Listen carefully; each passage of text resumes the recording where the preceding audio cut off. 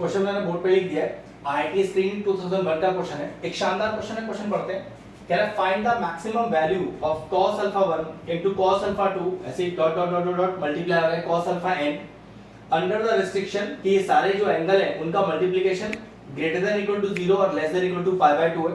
और एक रिलेशन दिया है हमको जो यूज करना है कि cot alpha 1 into cot alpha 2 into cot alpha 3 इस तरह से dot dot dot dot cos alpha n का वैल्यू 1 है। तो हमें मैक्सिमम वैल्यू निकालना है ऊपर वाले एक्सप्रेशन का। तो देखिए एक शानदार क्वेश्चन है, बहुत सारे अजम्पशंस आपको लेने पड़ेंगे, काफी सारी चीजें आपको बेसिक्स के अंदर पता होना चाहिए। ठीक है, चलिए मैं वन बाय वन बताता हूं। सबसे पहले ये रिलेशन यूज करना है किस तरह से कि cot alpha 1 into cot alpha 2 into cot alpha 3 dot dot dot dot dot into cot alpha n is equal to 1। ठीक, यहां तक तो कोई दिक्कत नहीं, ये तो क्वेश्चन ही कॉपी किया एक तरह से। अब cot को क्या लिख सकते हैं, cos अपॉन sin, तो चलिए वही लिखते हैं। ये हो गया cos alpha 1 upon sin alpha 1 into cos alpha 2 upon sin alpha 2 into cos alpha 3 upon sin alpha 3 dot dot dot dot dot क्या लिखूंगा cos alpha n upon sin alpha n और इज इक्वल टू 1। ठीक है, अब मैंने क्या किया, ये डिनोमिनेटर क्रॉस मल्टीप्लाई कर दिया। तो देखो किस तरह का लिखा हुआ आएगा, ये आएगा cos alpha 1 into cos alpha 2 into cos alpha 3 dot dot dot dot cos alpha n is equal to, चलो लेके जाइए 1 से मल्टीप्लाई कीजिए सब, sin alpha 1 into sin alpha 2 into sin alpha 3 ऐसी dot dot dot dot dot dot और sin alpha n। एक चीज है ध्यान से देखो, cos अल्फा 1 sin अल्फा 1 के बराबर है, ऐसे cos अल्फा 2 sin अल्फा 2 के बराबर है, cos अल्फा 3 sin अल्फा 3 के बराबर है, और बिल्कुल इसी तरह से cos alpha n sin alpha n के बराबर है। तो सोचो ऐसा कौन सा एंगल है जिस पर sin और cos बराबर होते हैं।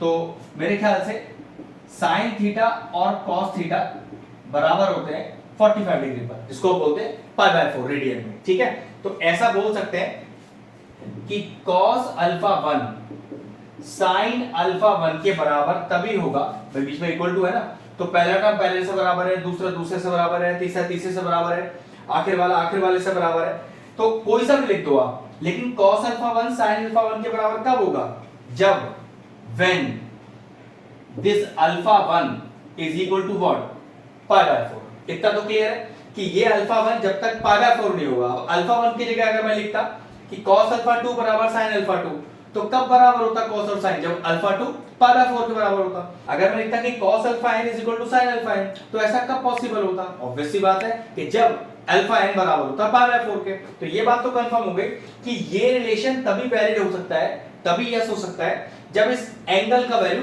π/4 हो। ठीक है, और देखो मुझे एक चीज भी कह रहा है कि आप जो अल्फा निकालोगे अपना वैलिड वाला, वो देखो 0 से लेकर π/2 के बीच में होना चाहिए। तो चेक कर लो 0 से π/2 मतलब 0 से 90 के बीच का अल्फा कितना है मेरा 45 डिग्री, भाई π/4 इज 45 ना, तो 0 से 90 के बीच में ही है। तो ये बात तो कंफर्म हो गया। तो लिख सकते हैं कि हियर अल्फा जो है बिलोंग कर रहा है किसको, 0 से π/2 को। और मैंने क्लोज ब्रैकेट इसलिए लगाए हैं कि देखो यहाँ पर इक्वल टू भी लगा हुआ है। ठीक है, तो अपना स्टार्ट करते हैं। अब आंसर में किसका चाहिए, cos alpha 1 into cos alpha 2 up to cos alpha n तक।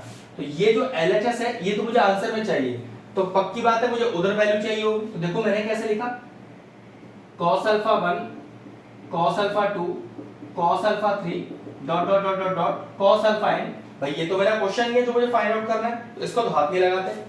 अब इसे क्या लिखता हूं मैं लिखता हूं इसे sin अल्फा 1 का वैल्यू कितना π/4, sin अल्फा 2 का वैल्यू कितना π/4, sin अल्फा 3 का वैल्यू कितना π/4 dot dot dot dot sin alpha n का वैल्यू कितना π/4। भाई अभी तो बताया कि सारे अल्फा 1 अल्फा 2 अल्फा 3 अल्फा 4 सब π/4 के बराबर है। अब मैं इधर वैल्यू इसलिए नहीं डाल रहा क्योंकि ये तो देखो आपको फाइनल आंसर में चाहिए वैल्यू। ठीक है, तो सबको मैंने sin π/4 sin π/4 sin π/4 और sin π/4 लिख दिया। अब जरा चेक करो what is sin π/4, 1/√2 into 1/√2 into 1/√2 और कहां तक n टर्म्स तक, तो अप टू n टर्म्स तक आपका 1/√2 ही मल्टीप्लाई होगा। तो ये कैसे लिखा जाएगा, जैसे आपको बताता हूं मैं, 7 into 7 into 7 into 7 up to n terms. तो इसको लिखा जा सकता है 7 की power n 2 into 2 into 2 into 2 up to n terms, तो इसको आप लिखोगे डायरेक्टली 2 की पावर n। तो देखो यहाँ कैसा बन रहा है 1 by root 2 into 1 by root 2 into 1 by root 2 into 1 by root 2 up to n terms. तो डायरेक्टली क्या लिख दूंगा मैं ऐसे लिख सकता हूँ 1 upon root 2 की होल पावर n। अब अगला स्टेप देखिए, तो ये आया हमारे पास cos alpha 1 into cos alpha 2 into cos alpha 3 dot dot dot dot dot into cos alpha n is equal to 1 upon root 2 की होल पावर n। अब जरा प्रॉपरली लिख के दिखाता हूं, ये हो गया 1 by 2 की पावर हाफ की होल पावर n। भाई रूट 2 लिखा है ना, तो मैंने पावर में हाफ लगा दिया। अब पावर से पावर मल्टीप्लाई कर दो, देखो कितना आया, तो 1 upon 2 की पावर n by 2 और फाइनल आंसर आया हमारा 1 upon 2 की पावर n by 2। तो what is the maximum value of the given expression? तो ये जो मल्टीप्लिकेशन हो रहा है cos के सारे टर्म्स, उसका जो मैक्सिमम वैल्यू है वो है 1 upon 2 की पावर n by 2। शानदार क्वेश्चन था, अच्छे से इस चीजों की प्रैक्टिस कीजिएगा। अगर आप एंट्रेंस एग्जाम की तैयारी कर रहे हैं तो इस तरह के बेसिक आपको आने बहुत जरूरी है। तो चलिए वीडियो फिनिश करते हैं।